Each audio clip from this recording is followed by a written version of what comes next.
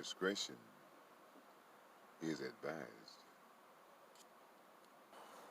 Houston prepares to lay to rest the body of Malia Davis, and the services will be held later this month. And as we await the reports from the autopsy, anger is brewing toward Brittany Bowens. And there has been a petition started to have Brittany Bowens arrested. This is what was posted on their blog. From day one, Brittany Bowens has been faking her emotions over this case, as well as lying to police officers about details. She knew what happened to her daughter. A petition entitled "Charge Brittany Bowens in Malia Davis' Death" read, Brittany should be charged with the same crime as derion for the death of a 4-year-old Malia. Even if this petition isn't successful, it will send out a clear message that the people are not pleased with this type of behavior. And this type of behavior would not be tolerated. The people that are responsible for behaviors like this shall be punished. The petition now has over 40,000 signatures. And I'm quite sure that it is going to grow. There has been some chatter coming from Darren Vence's camp, whereas a jailhouse snitch says that he found out about Malia's location before Cornell X. This is some type of trick by this despicable attorney, this despicable court-appointed attorney that Darren Vence has. Whatever type of trick this guy will pull, it is not going to work, because I don't even think he's a good attorney. This is what was said. Inmate David Chalfant, who is being held while awaiting transfer to a Texas prison, told the Houston Chronicle he'd met with investigators on May 26 to share information he gleaned from Vence that narrowed the search for the 4-year-old's body to a rural highway near Hope. But authorities didn't start their search in the neighboring state until May 31st, when Houston activist Cornell X told authorities that Vence had given him the same location. Chalfant said he believes his tip preluded whatever information Cornell X supplied to authorities after meeting with Vence the morning of May 31st. First of all, you are a liar. If you had the information, they would have acted upon that information. And what difference does it make who said it, as long as the body was found, because that was the whole purpose of this. That's what we wanted, the recovery of the body of Malia. Based on the evidence, Vence's lawyer, Dorian Cotler, said he has reviewed. He has no reason to dispute Chalfant's account. and Cornel X likely learned nothing from Vence that police didn't already know, he said. It's my understanding from my involvement with this case that Mr. Chalfant met with homicide detectives on the 26th of May and again on the 30th of May, Cutler said.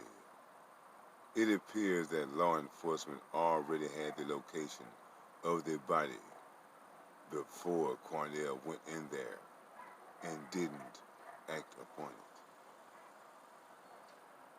I don't like this attorney, and I'll probably give my reasons later because I don't want to get sidetracked. That Sunday, May 26th, Chalfant said he twice met with investigators. The first time was to flag their attention to Arkansas, and the second meeting was to pinpoint where the remains could be found.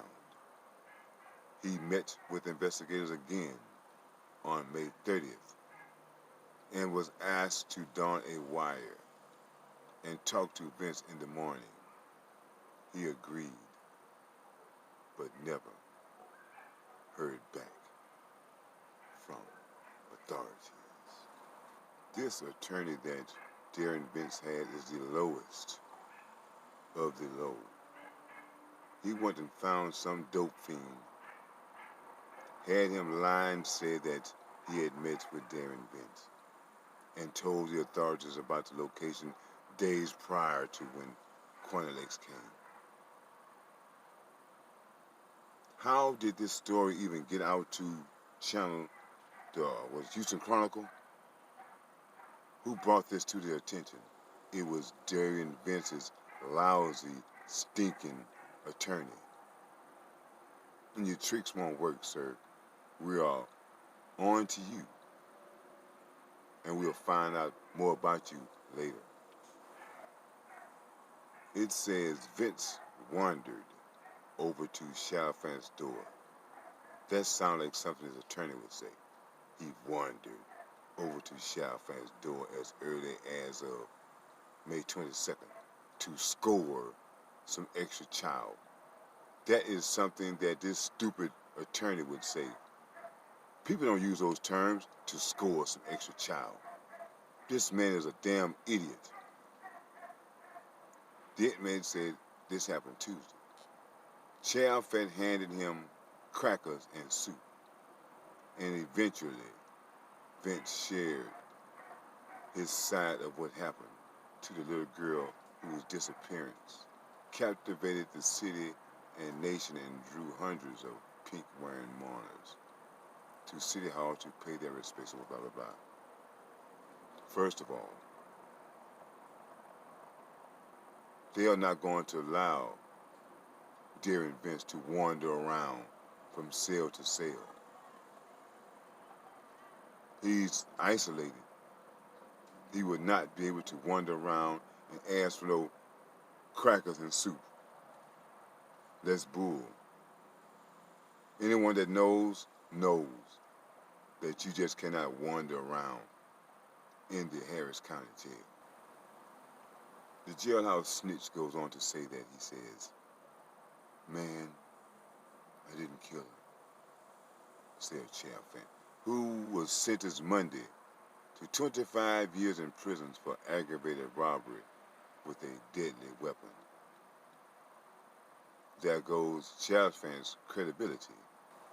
The jailhouse snitch named Chalfant said Vence initially told him that Malia died in her sleep, that she had the flu. Well, I can see that this jailhouse snitch had been watching the news, because we already know that it was told that Vence said that the little girl was sick.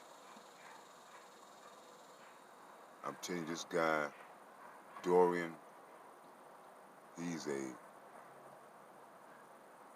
deplorable attorney.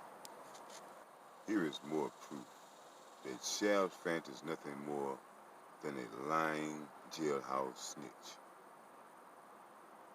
In the days that followed the first meeting, Chalfant persuaded Vence to tell him where he allegedly stashed the garbage bag containing Malia's remains. He wrote, Arkansas, Feeder Road, black trash bag, Hope, exit. Oh Lord, where do I start with this? First of all, as I say, he's in solitary. They're not going to give this guy, Derion Vence, anything to write with. They're not going to risk that this guy could be suicidal or homicidal. So they're not going to give him nothing like a pencil or a pen. And the way that he said this guy wrote it, that sounds so draconian. Like the guy is some type of caveman. I know the guy is an idiot, but I know he can write a complete sentence. And that was not it. Chalfant goes on to say that they waited too long. I believe if they had acted Sunday or Monday, that wouldn't have happened. What I'm assuming that this bum is saying is that the work crews would not have ran over the body, and they would have had a complete body, whereas the cause of death can actually be determined. And I don't like this attorney's methods. I think he's a scumbag. There are some questions I have about how this was handled. And that question is, when the work crews saw the trash bag and they left it there, and they said they smelled a foul odor coming from it, but yet and still they left it there. That is very hard to believe, because curiosity is in all of us. And curiosity would have led one of those workers to examine that bag to see what type of animal it was, if it was an animal or not. When the work crews, the guy that runs a lawnmower, when he ran over the bag, he didn't have to come back to that area again to do the other side. I mean, I cut a grass or two. There's no lawnmower that's wide enough to cut the whole field. You have to go line for line. So when he came back, what did he see? Things like that are making me kind of question this case. These things are just happening too much. A lot of parents, a lot of guardians, people that you thought you can trust, are killing children. And I have not followed every case, but I have seen cases where the perpetrators receive little to no time for that particular crime. And I am wondering why. I've seen people get stiffer penalties for cruelty to animals. You mean to me a child's life is not as precious as an animal? Chalfant said that he was among the few inmates on the 6th floor who were not hounding Vence with threats. Oh, really? He won't talk to anyone else. Most of the guys are screaming at him, calling him a baby killer, Chalfant said. who has been in and out of custody for more than 2 decades. Like I said, this guy Chalfant is a liar. Because with the guys screaming at him, calling him baby killer, if he was able to wander around, as you said, to your cell, someone would have got this guy, because they do not like baby killers in jail. And Derion Vence would have been dead by now. Chalfant goes on to say that Vence looks nothing like the men he's seen behind bars. Oh, really? I've seen con games, Chalfant said, like the one you're giving now. He doesn't look like a murderer. He looks frail. Now, if that isn't something this bum-ass lawyer attorney wrote for this jailhouse snitch trick to say, I don't know what is. First, he says that he's been behind bars, and Vence looks nothing like the man behind bars. I've seen skinny murderers, fat murderers, tall murderers, short murderers, female murderers, child murderers, elderly murderers. I've seen all sorts of murderers. So what is this bum saying? Is he really in jail? Where has he been? What type of prison has he been going to? And he says that he doesn't look like a murderer. He looks frail. Since when has being frail had anything to do with you committing a crime of murder? It doesn't make no difference if he is frail. That don't work, especially for black men. Through all of this smoke, who gave Chalfant the platform? It was this low-down, dirty, despicable attorney that Derion Vence has. What he's trying to pull, we will eventually find out. But this is his attorney. A very handsome-looking guy, I must say.